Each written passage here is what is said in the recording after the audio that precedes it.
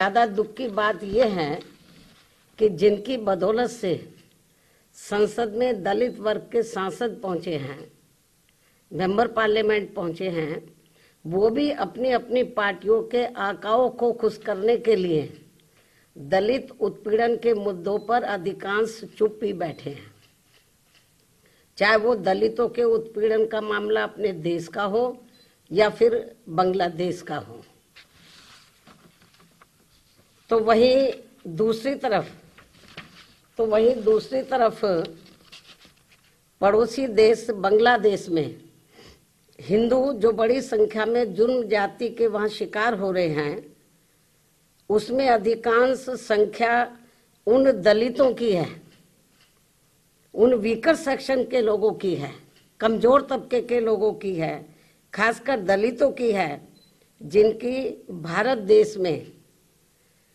बाहुलता होते हुए भी बंटवारे में जबरन उनको बाबा साहब डॉक्टर भीमराव अंबेडकर को संविधान सभा में चुनकर भेजने की सजा के तौर पर पाकिस्तान को दे दिया गया था। इस प्रकार बाबा साहब डॉक्टर भीमराव अंबेडकर संविधान सभा में बंगाल के जिस जैसोर खुलना क्षेत्र से चुनकर आए, तो उसे हिंदू बाहुल्य क्षेत्र होने के बावजूद भी षड्यंत्र के तहत पहले पाकिस्तान के हवाले कर दिया, जो अब बांग्लादेश में है। वो क्षेत्र अब बांग्लादेश में है, और जिस क्षेत्र को पहले पाकिस्तान के हवाले कर दिया था, जो अब बांग्लादेश में है, तो हिंदुओं में भी अधिकांश संख्या वहां वीकर सेक्शन की थी, जिससे फिर बाबा साहब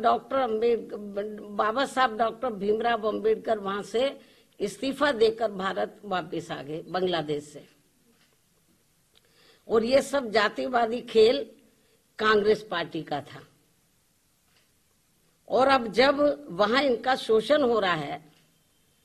तो विपक्ष की ये मुख्य पार्टी इस पर चुप है, कांग्रेस पार्टी चुप है, और अब वह केवल मुस्लिम वोट के लिए संभल चिल्ला रही है। इस मामले में कांग्रेस, सपा